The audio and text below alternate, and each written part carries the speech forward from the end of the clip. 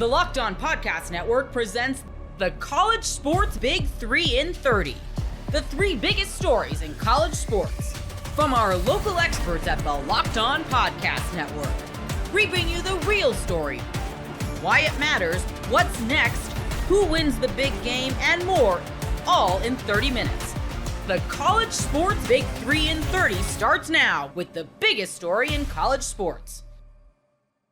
In what feels like more and more as a must-win for the Ducks against USC, these are the guys that have to play well to do it. You are Locked On Ducks, your daily podcast on the Oregon Ducks. So, first guy that I thought of when pondering, all right, which individuals have to step up? And I'm kind of channeling the energy from my individual standout segment here of beyond the obvious. Like, yeah, Dante Moore can't turn the ball over 2 or 3 times like he did against Indiana, obviously. But honestly, even if I went to the obvious, I think one of the most important Ducks in this game is Jaden Kennedy. Jaden Kennedy is Oregon's primary nickel this year. They've used some other guys, Dalen Austin and Sione Laulea. I've seen some action there. Laulea's been banged up, but Kennedy's been the go-to guy there, and he's been really good. He has been one of the biggest surprises to me on Oregon's defense in pleasant fashion. Of course, he's played exceptionally well. I think you are going to see a lot of Jaden Kennedy matching up with Mackay Lemon. However often Oregon runs man-to-man coverage, I think Lincoln Riley, when you look at what he does with Mackay Lemon, their best receiver, who's already got 1,000 yards on the year, and I've talked about a bunch throughout the week, when you look at what he does with Lemon in that offense, he's almost never just lining him up and having him run routes. He will line up just behind the offensive line. He'll be in the backfield. He'll go in motion. They will do anything to get him a free, clean release. And he's almost never lining up out wide from what I see. He does a lot of work from the slot. So if you're thinking going into this game, well, Brandon Finney will shut him down. Finney doesn't play in the slot. He's playing one of the outside corner spots. So Mackay Lemon can be a safety blanket. He can be a bailout. He can be a go-to guy. He can borderline. Obviously, Jade Mayava throws the ball well. He can carry an offense. That's the sort of receiver Mackay Lemon has been. Go look at their game against Illinois. They lost because their defense couldn't get a stop late. They were almost exclusively just throwing the ball to number 6. They were, by the way, Marcus Mariota is the game day guest picker. I'm stoked about that. But they can run their offense through Mackay Lemon, make him a focal point. Whether you know it's coming or not, he can just go out there and make the plays. I would love, once Decorian Moore gets back from injury and gets fully integrated, either this year or next year, for Oregon's offense to be able to do that, because he has that sort of potential as well. But I think the corner that he's going to go one-on-one with the most, however often that happens, Oregon ran a bunch of man coverage last week. Maybe they go more zone to help Kennedy out because Lemon is so good, but I think he's going to have a huge, huge role in this game. 2 other guys, Amari Washington and Bear Alexander. This will play into one of my keys later when I talk about him in the second segment. But the interior of this USC offensive line, I think, has been weaker than the tackles. We'll see how healthy they are up there and whether or not they get guys back on the defensive side of the ball as well. But USC's offensive line, which, as I talked about on yesterday's show, isn't highly thought of in the eyes of Pro Football Focus. And I don't think it's a great unit. I don't think it's nearly as bad as the grades indicate. I think it's kind of average. I think on the interior, they are much more gettable. And Bear Alexander and Amari Washington, especially Bear Alexander, going against his old team, I think those guys could be in for a big day. And with the way USC runs the ball with that counteraction, if they can be disruptive, I mean, your edge players getting downhill quickly can disrupt counter before the guys can pull into the hole and kick out to create the lane. But if those guys can be disruptive up front, I think that can do a lot of great things for Oregon's defense in this game. So that's a matchup that I'm really curious to see, and those guys will be important. Speaking of individual matchups, the USC defensive line, again, doesn't grade super highly. I think is all right. I don't think they're as good as the offensive line, but one guy who stands out, a way that I always think about it is which guys on USC's offense or defense would start for this Ducks roster, who I think we can all agree is really good and really talented on both sides of the ball. Kamari Ramsey at safety, he'd probably start over Aaron Flowers. I don't think he'd start over Dylan Thieneman, and I love Aaron Flowers, but that's a guy. Mackay Lemon, Jacoby Lane, especially with where Oregon's receiver room is currently at, those guys would start for the Ducks. Another guy who would have a chance, I don't know if he'd start, but I think he'd be a heavy rotation guy, is Anthony Lucas. Former 5-star recruit, was at Texas A&M. I think he was a part of that number one, historic recruiting class for Texas A&M once upon a time, or one of those classes. He went to USC, is either last year or the year before. He is the best edge rusher that USC has. I think he's the best pure pass rusher that USC has. Him against Isaiah World, which is primarily where Lucas plays, they don't shift him around a lot. Tuioti and Uyunglele for Oregon will play on both ends of the line of scrimmage. Lucas almost exclusively, from what I've seen, goes against the left tackle, and I think that's when he's been at his best. That's going to be a matchup. You talk about protecting Dante Moore. Yes, the interior of the offensive line obviously matters. I feel really good about that group. Iuli played his best game of the year last week against Minnesota at the left guard spot. We know Prenon is great. Another USC transfer up there. Poncho's elite. And then the right tackle spot. Hopefully Janoris Wilson is there for depth, but I feel good about Alex Harkey. But Isaiah World, who's been good this year, I would not say great, against Anthony Lucas, that's a huge matchup. If Oregon's passing game is going to have success the way it did last week against Minnesota, Isaiah World has to hold up when he's one-on-one with Anthony Lucas. And then the last one, and then this goes back to the chess match that is going to be really fascinating to watch in this matchup.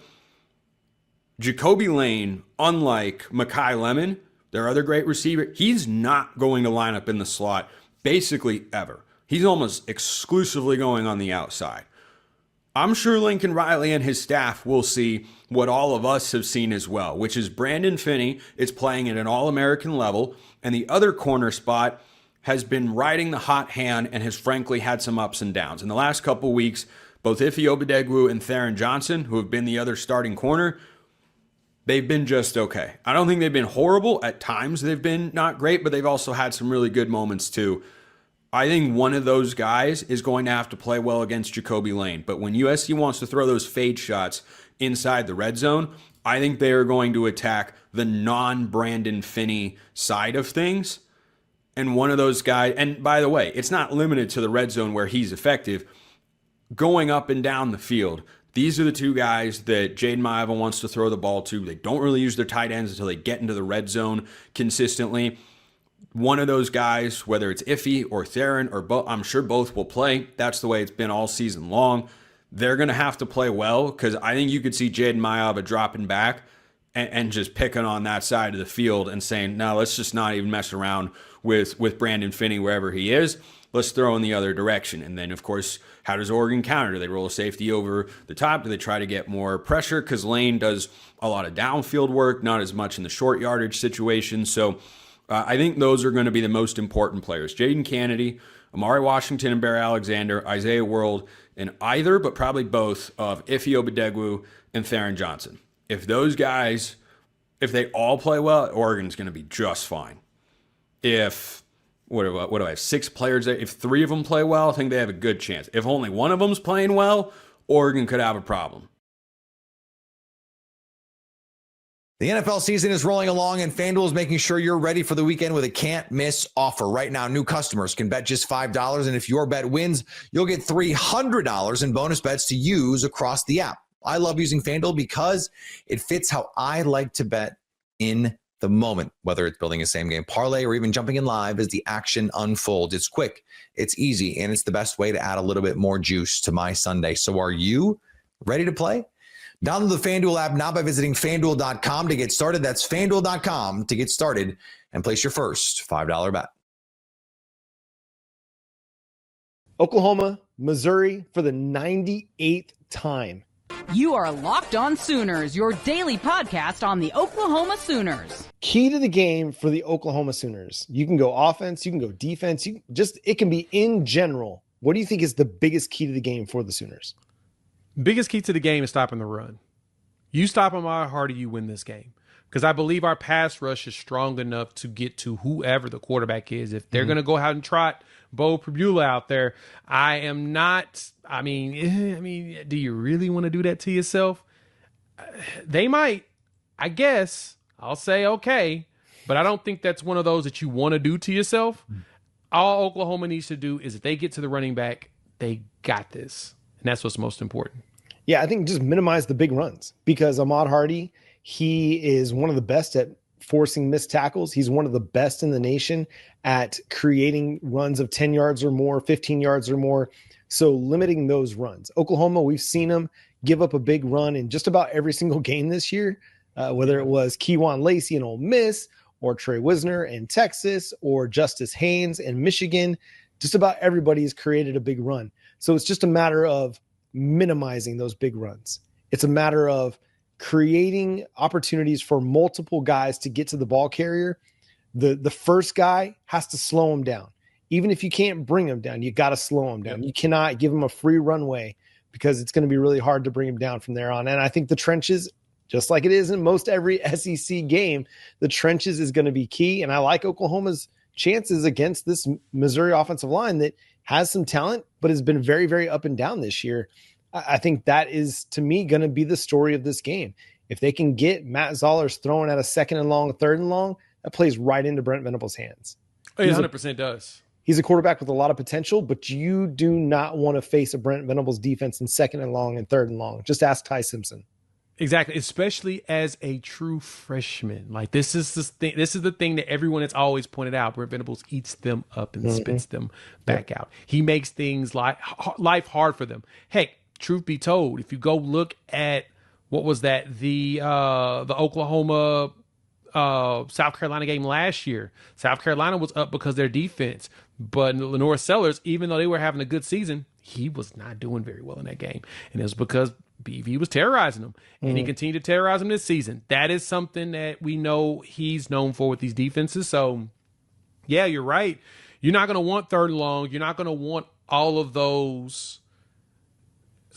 that weight put on the shoulders of a Matt Zoller. You don't want him to feel like he has to carry the entire load himself. That's not what Missouri wants. Oklahoma wants that. So, slowing down my Hardy. I think if you go on the opposite side too, man, we do need to establish the run too. Like, it's like the run game feels like that's becoming more and more the answer for a lot of people. You establish the run, you control the clock.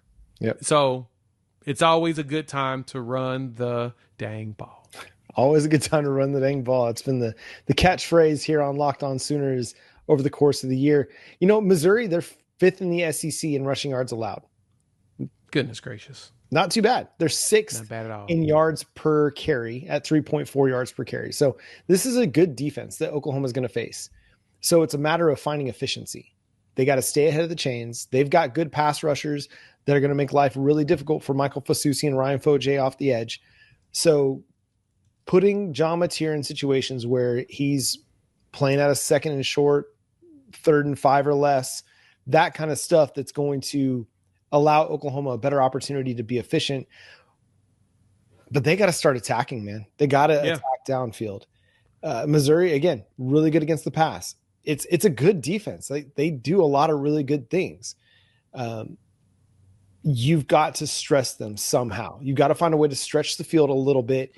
Even if you don't complete those balls, you got to just let them know, hey, we're willing to throw it. Because in recent games, Oklahoma hasn't been willing to throw the ball. Against Michigan, against Auburn early in the season, Deion Burks and Isaiah Satania were cooking those defenses down the field, down the sideline. You throw down the sideline, it's lower risk, high reward than throwing deep over the middle, than throwing in the intermediate. You throw down the sideline, and generally it's either I'm coming down with it or it's incomplete or it's going out of bounds. So take a few chances, take a few risks, go down the sideline, see if you can stress that defense a little bit so that you can open things up for the running game, because the running game is still one of your best assets, and you've got to take some of the pressure off of them, take some of the guys out of the box, lighten the box a little bit. If you're going to play a tight end, don't play him in line. Play him outside. Play him in the slot. Force them to bring a linebacker out of the box and see if you can get some more lighter, more manageable boxes to run against. Yeah, that's what you want. And we need to see it. Mateer didn't look like he was progressing as much, but he still at the same time kind of looked like he was progressing in that Bama game. Mm-hmm. You saw some zip on some of those passes. He started the game off with that nice slant to Burks, who took open space and ran it. You start to see a little bit of zip and movement. It's now really on the decision making and getting rid of the ball in situations you need to, plus not keeping the ball on some of the RPOs, like give it to the back, let the back go, make sure you choose right based upon what the box looks like, et cetera, so on and so forth. So what I want to see now is more of those deep passes. Give me the deep passes to Tanyan like you did against Ole Miss. Stress those corners because you can. Their linebackers are solid. The edges are solid. Interior's okay. Missouri statistically is up there. They're one of the better defenses in the conference. They're number 2. They're number 1 in total defense. If you go raw yardage, they're number 2 in rushing defense. They're pretty solid. But as I say all these solid things about them, the one thing about them is you look at it, they really ain't played nobody. So their numbers are a little skewed from the fact that the competition isn't the same. Michigan's numbers they're a top 20 defense, and we was out there frying them. When I looked at the efficiency for Missouri, they're 26th in the country, even though their raw numbers are low in conference and in the country. Efficiency wise, not the most efficient. So you can get big plays, you can execute on them. Just go out there and do it. That's what's most important. And it's going to take John Mateer stepping his game up. And I think everybody's in a spot where we want to see John Mateer play a more confident game than what we've seen in recent weeks. We want to see him be a little bit more assertive, a little bit more aggressive. That doesn't mean he has to try to take the game over. That doesn't mean he has to try to do everything by himself. It's just he needs to find a happy medium between being, I don't want to mess the game up, I don't want to turn the ball over, and I have to carry everything. Find that happy medium. Take some calculated risks. If it's 3rd and long, calculated risk. Run that go route and do an arm punt. Like, what's the worst that's going to happen? If you throw a deep ball 40 yards down the field and it gets picked off, what does it matter? You were going to punt it anyway. So take a shot, take a chance, see if you can create some big plays in the passing game, because that's the thing that needs to happen to take Oklahoma to the next level. Is we got to find our offense again, got to start creating some more positive momentum for the offense. And listen, you're at home, you're in the friendly confines. It's been a while since you've been there. Last time you played at home was against Ole Miss. That was like a month ago, it feels like. Feels like it. And it's time to just... It was a month ago. It was a month ago. Yeah. It was a month ago. It was a month ago. It's forever ago. So get comfortable and get off to a quick start and throw the ball. Like I've been preaching run game all year long. Hey, let's open it up a little bit. Let's throw the football. Let's get off to a quick start. Let's go no huddle. Let's go tempo early in this game and put Mizzou on the defensive early in this game if you can. You're going to need to score some points. This is a good Missouri team with a good running back and a defense that can make life difficult for you. Be the aggressor. Don't play just to not lose the game. You've got everything sitting in front of you. You've got the college football playoff 2 wins away. Go win the game. Go win the game. Gosh, seems so simple, right? It does. It does. Also, special teams. Keep doing what you're doing. You're doing great. Yeah, yeah. Titanium leg. Supporting you right now. Yep. Short shorts. Long kicks. Yeah. Let's get it, baby. Go support Titanium leg. Yeah. Period. Tate Sandell, Grayson Miller, Ben Anderson, Isaiah Satania, Jaden Hardy, like all those dudes playing on coverages. Kind of crazy what saying about Satania, right? Weren't we all scared about him fumbling? Just give me another big return. You're good. It's all good. Not worried about it. I just positive vibes. The NFL season is rolling along, and FanDuel is making sure you're ready for the weekend with a can't-miss offer. Right now, new customers can bet just $5, and if your bet wins, you'll get $300 in bonus bets to use across the app. I love using FanDuel because it fits how I like to bet in the moment, whether it's building a same game parlay or even jumping in live as the action unfolds. It's quick, it's easy, and it's the best way to add a little bit more juice to my Sunday. So are you ready to play? Download the FanDuel app now by visiting FanDuel.com to get started. That's FanDuel.com to get started and place your first $5 bet. Mack Rhodes officially out at Baylor. You are Locked On Baylor, your daily podcast on the Baylor Bears. The news became official last night. Mack Rhodes out at Baylor after 9 years and amidst a second investigation this year. I have a feeling that whatever's going to come out in the coming weeks and months here is not going to be very good at all, because he was put on a leave of absence last week for 28 days, and a week later, Baylor says, you're gone. Now, as I talked about earlier this week on the show, this is the right move by Baylor, I think. Even though we don't know what's going to come out of that investigation, I know that sounds very un-American, but here's a guy whom we know, from the reports of the other investigation, has had a tough year here. And this is investigation number 2. You look at any job in any part of the world, and once you're under investigation for a second time in 2 months, it's not that crazy that you would lose your job. And with the timeline of this thing, Baylor needed to get out from under it sooner rather than later.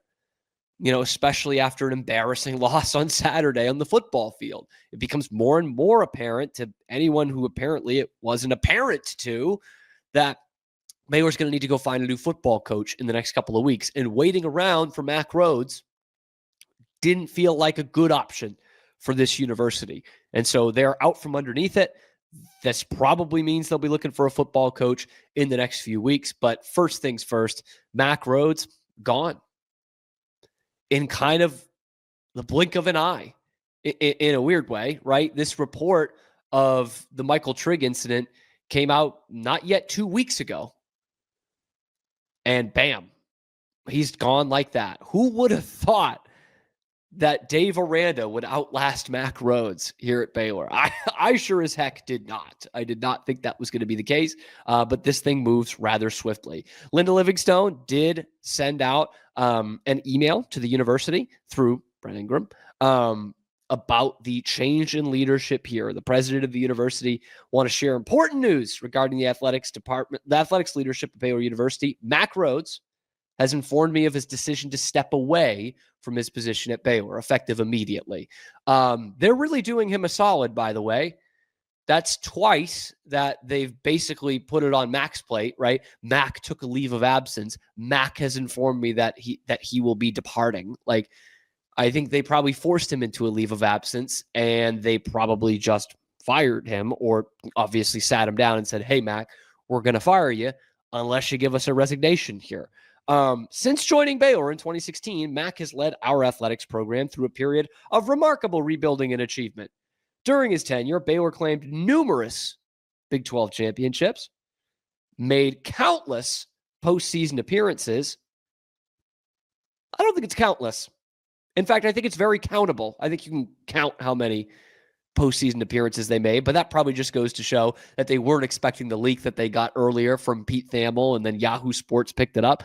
Probably not what they were expecting. They probably weren't looking to write a press release this quickly. In fact, I'm sure they had one slated for about 5:30 Central Time on Friday evening, if I had to guess. Enter national titles, including historic wins, forever be that, blah, blah, blah. Mack Rhodes out at Baylor after 9 years. I think we all saw this coming, right? I talked about it the other day on the show. I would have been stunned if we went through the whole 4 weeks here and Baylor was just going to fall behind everybody else in terms of looking for not just an AD, but a football coach. And how this relates to Dave Aranda, because I think is how we're all thinking about it at this point. It can't be good for Dave, right? Like his way out of this thing, his way of keeping a job was probably the fact that Baylor was going to be rolling with 2 interim ADs. And by the time their other one came back, all the other candidates will have dried up. That's no longer the case. Someone's going to come in here and they're not going to have any connection to Dave Aranda in all likelihood. And it's going to make it easy, I would say, for a boss to come in and say, this isn't working. I'd like to bring one of my picks in here and let's start anew. So I don't think this is a good thing for Dave Aranda. I don't know if it's a great thing for Baylor. It was the necessary thing at this point. Like you kind of have to go with this. You kind of have to fire the guy. Sorry. Let him step away from his post at Baylor. I was a Mack defender, I think longer than a lot of other people were. And if it came down to just Mack's resume, I wouldn't have been firing him like a lot of Baylor fans would be at this point. If he had stuck with Dave Aranda another year into 2026, then yeah, like I'm on board with getting rid of him, but I don't know that that's what was going to happen. This is kind of a sad end. And I'm certainly, again, hoping that Mack gets the help that he needs after this. And this is probably, honestly, a good thing for him in terms of where he's at right now, of like getting the help he needs. You don't want to be negotiating coming back to work. You don't want to be doing all that. In fact, the initial report, right, from Pete Thamel said they had been talking about a way out. And I'm sitting there thinking, is that really the most productive thing for Mack Rhodes right now? Discussing a way out here. Like, just fire him, let him resign, or stick with him after 4 weeks. And I think this was the right call. I think you had to move on and look for somebody else. And that becomes a real, that leads to a real search here for an AD and a football coach and whatever direction this university in this athletic department is going to go. I'll say this about Mack Rhodes. He was a very well-respected figure in college sports. Obviously this might change some things, obviously, but he had a rock solid reputation, and he had done a pretty damn good job everywhere he had been, at Akron and Houston and Mizzou, and seeing their, transition into the SEC and getting to one or two SEC championship games in football. And he had made some good hires here at Baylor. Matt Rule was a good hire. I don't hold it against the AD that Matt Rule was interviewing for NFL jobs every year. That's not something you see from a football coach at Temple. And oversaw, in a way, oversaw Baylor's best football team maybe ever. A 12-2 season in 2021 and a Big 12 and a Sugar Bowl title. Oversaw the opening of a just gorgeous basketball arena that Baylor is so blessed to be able to call home at the Foster Pavilion. Mack Rhodes was in on a lot of that. I know the ending was not great here, and there's been some regression overall. Definitely been some regression overall in the athletic department over the last few seasons. But this comes to kind of an unceremonious end. It's another Baylor athletic director / coach. I'll lump the coaches in there too, that has to leave unceremoniously. We don't know what's happened so far in terms of the results of this investigation, but 2 investigations in 1 year is 2 investigations in 1 year. And certainly it did not sound good from any angle that you looked at it. And now Baylor is starting over and looking for a new athletic director. Let me know your reactions in the comment section below. Be sure to like the video, subscribe to the channel. I'm thinking of titling this one just Mack Rhodes leaves Baylor. Lord knows I don't want to put any clickbait out there. I don't want anybody clicking on the video. I don't want to be able to pay my rent or keep the lights on or keep food in my stomach. Lord knows that. So I won't put a title out there that would possibly make people click on the video. Wouldn't want that. Let's start looking at replacements. Like, what are some of the names that are coming down the pike early in this process, now that we know Baylor is going to be looking for a new AD?